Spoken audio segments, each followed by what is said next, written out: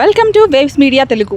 విజయనగరం జిల్లా వియ్యంపేట జెడ్పీ ఉన్నత పాఠశాలలో విద్యార్థుల కోసం ఏర్పాటు చేసిన ఆర్వో వాటర్ ప్లాంట్ ను శృంగవరపుకోట ఎమ్మెల్యే కోల లలిత కుమారి ప్రారంభించారు. అమెరికాకు చెందిన Rishi people in need foundation సహకారంతో 1,00,000 లక్షల వ్యయంతో ప్లాంట్ ను ఏర్పాటు చేశారు. అదే గ్రామంలోని ప్రభుత్వ సాంఘిక సంక్షేమ బాలుర వసతి గృహంలో విద్యార్థులకు బెడ్షీట్లు, కార్పెట్లు, టవళ్లు, స్వెట్టర్లు, నైట్ డ్రెస్లతో కూడిన నిత్యావసర కిట్లను ఎమ్మెల్యే పంపిణీ చేశారు. విద్యార్థులు సౌకర్యాలను సద్వినియోగం చేసుకుని బాగా చదివి ఉన్నత స్థాయికి ఎదగాలని ఆకాంక్షించారు. కార్యక్రమంలో అధికారులు, ప్రజాప్రతినిధులు, నాయకులు, ఉపాధ్యాయులు మరియు విద్యార్థులు పాల్గొన్నారు.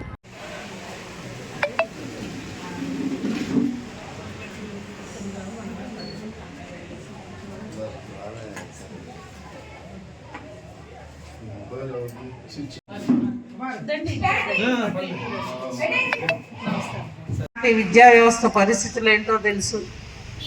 ఈనాటి విద్యా వ్యవస్థ కూటమి ప్రభుత్వం ఏర్పడిన తర్వాత ఈ 2 నెలల పరిపాలనలో మీ అందరికీ కూడా ఇచ్చిన మాటకు కట్టుబడి ఎక్కడా కూడా బడీడు పిల్లలు బడిలో ఉండాలి, ఎక్కడ డ్రాప్ అవుట్స్ ఉండకూడదు, అందరూ చదువుకోవాలి, పేదవాడికి కూడా విద్యను అందించాలని ఒక దృఢ సంకల్పంతో తల్లికి వందనం ప్రోగ్రాం తీసుకొని ఒక పక్క ప్రభుత్వ పాఠశాలలో డొక్కా సీతమ్మ తల్లి మధ్యాహ్న భోజన పథకానికి సన్న బియ్యాన్ని, పౌష్టికాహార భోజనాలు ఏర్పాటు చేస్తూ మరొక పక్క సర్వేపల్లి రాధాకృష్ణ గారి విద్యామిత్ర కిట్ ద్వారా చక్కని uniforms, books, text books, shoe, మీకు కావలసిన బ్యాగ్ అన్నీ కూడా ఉచితంగా ఏర్పాటు చేసి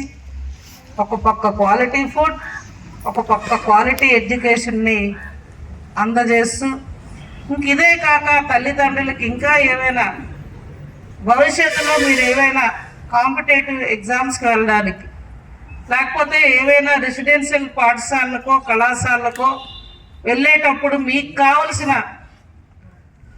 ఏవైనా ఇతర మెటీరియల్ కోసం ఇంకా మీరు బాగా చదువుకోవాలి, బంగారు భవిష్యత్తులకు పునాదులుగా మీ అందరూ కూడా వేసుకోవాలి.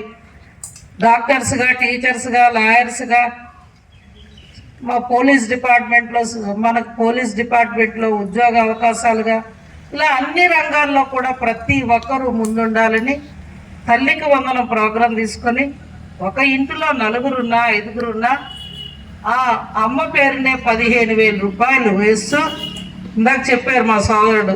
నిజంగా ఆ డబ్బులు మీకు ఎంతో ఉపయోగపడితే దాచుకోండి. మా తల్లిదండ్రులకు ఎన్నున్నా దేనికో దానికి అవసరాలకు వాడుతాం, నాతో కలిపి కాదని లేదు, కానీ మీకు ఉపయోగపడతాయి.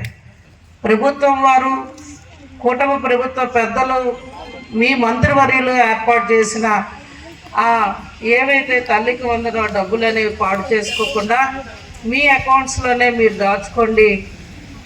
చూసారా, ఇవాళ ఎన్ఆర్ఐ చేయడం జరిగింది. నేను అనుకుంటున్నాను అందులో పేరెంట్స్ అంతా కూడా మీ తల్లిదండ్రులు భాగస్వామ్యమై అసలు మన పిల్లలు ఎక్కడ విద్యలో ఉన్నారు, ఎంతవరకు చదువుకుంటున్నారు, అసలు 100% ఎంత దగ్గరలో ఉన్నారు, లేకపోతే అసలు ఎలాగ రోజు స్కూల్కి వెళ్తున్నారా, క్లాస్ రూమ్స్లో ఉంటున్నారా, ఈ అటెండెన్స్ అన్నీ కూడా నూతన విధానాలు.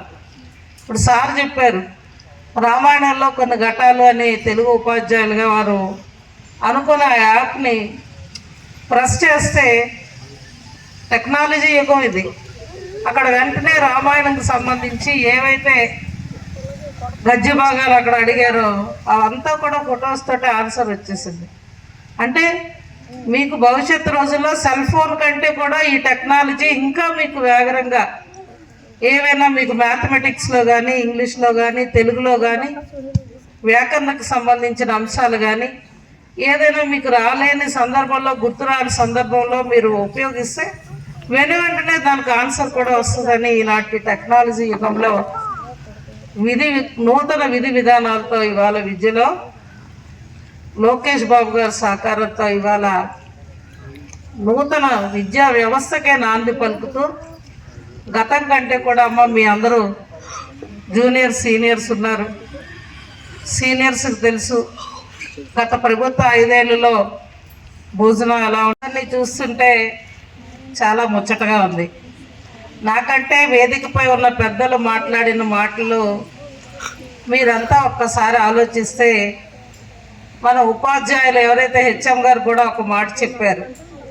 ఆనాడు మేము నోట్బుక్స్ కోసం కుటుంబాల్లో ఎన్నో ఒడిదొడుకులతో విద్యను అభ్యసిస్తే మిగిలిన నోట్బుక్స్ పేపర్స్ అన్నీ కూడా ఒక బైండ్ బుక్గా చేసుకొని చదువుకునే రోజులు ఆనాడు. ఈనాటి ప్రభుత్వాలలో స్వర్గీయ నందమూరి తారక రామారావు గారు అసలు రాష్ట్రంలో మనకి ఆనాటి ఉన్న కేంద్ర రాష్ట్ర ప్రభుత్వాల్లో ఉన్న కాంగ్రెస్ పార్టీలో ఎవరో బాగా డబ్బున్న వాళ్ళే ఒక మెడిసిన్ అనో ఇంజనీరింగ్ చదువుకునే ఆనాటి రోజుల నుంచి ఆనాటి తెలుగు రాష్ట్రాల్లో తెలుగు వాళ్ళ కోసం అసలు స్వర్గీయ మహానుభావుడు నందమూరి తారక రామారావు గారు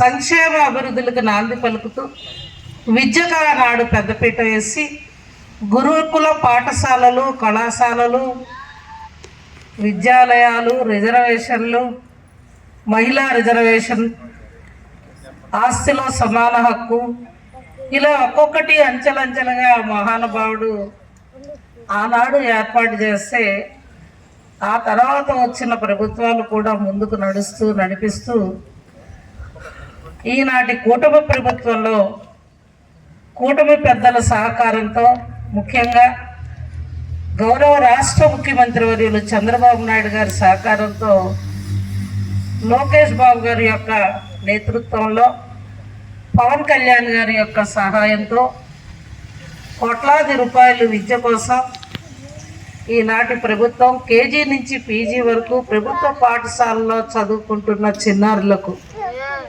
చక్కని విద్య, చక్కని భోజనం, చక్కని మౌలిక వసతులు కల్పించాలని ఒక దృఢ సంకల్పంతో ఈనాటి విద్యా వ్యవస్థలో వినూత్న రీతిలో మన తెలుగు సోదరులు చెప్పారు. ఇప్పుడు రాము గారు చెప్పారు, ఎంత చిన్నపిల్ల వాళ్ళైనా ఎవరైనా కలడానికి అవకాశం ఇచ్చే స్మూత్, అంటే మనకి హద్దెల్స్ ఉండవు. ఎవరి దగ్గరికి వెళ్ళాలంటే అంచెలంచెలుగా వెళ్ళాలి.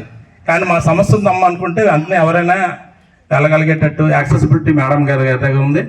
అయితే ఇదంతా ఒక ఎత్తు అయితే, ఈ కూటమి ప్రభుత్వ కాలంలో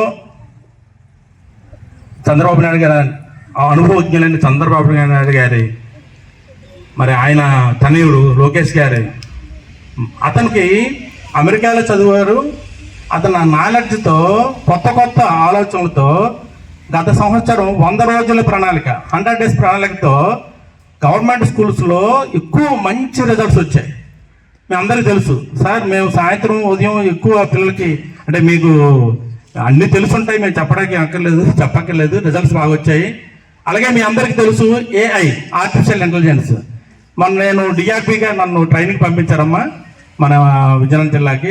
SRP ట్రైనింగ్లు ఇచ్చేటప్పుడు కూడా ఈ పుస్తకాల్లో మన QR కోడ్ని స్కాన్ చేస్తే మనము పిల్లలకి ఎంత బాగా AI అంటే అమ్మ, మేము మ్యాథ్స్ హెచ్ఎం గారు కూడా మాకు అర్థం నిన్న చెప్పారు మనం మీటింగ్లో, మనం ఏదైతే ఆలోచిస్తామో మన మనసుని రీడ్ చేస్తుంది సెల్ ఫోన్. ఇప్పుడుండే లేటెస్ట్ అప్డేట్ వెర్షన్ ఏంటంటే లేటెస్ట్గా ఇచ్చేస్తుంది. మా మ్యాథ్స్ సార్ కూడా ట్రైనింగ్ అయిన ఆయన రామాయణం గురించి పాఠం చెబుతూ, రామాయణంలో బాలకాండలో ఇది నాకు కావాలి, ఇక్కడ దశరథుడు ఇలా చేశాడు, యజ్ఞం చేశాడు అని ఆయన పెడితే 5 రకాల ఫోటోలు వచ్చాయి AI ద్వారా. మనకి అక్కడ ఫొటోస్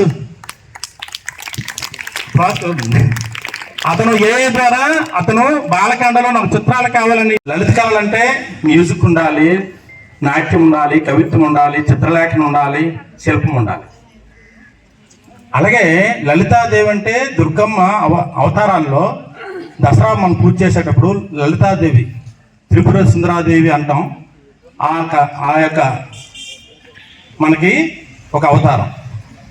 నేను ఇవన్నీతో చెప్తున్నానంటే, అమ్మగారి తల్లిదండ్రులు ఏ ఉద్దేశంతో పెట్టారు కానీ లలితమైన మనస్తత్వం, భూదేవిని అంత ఓర్పు.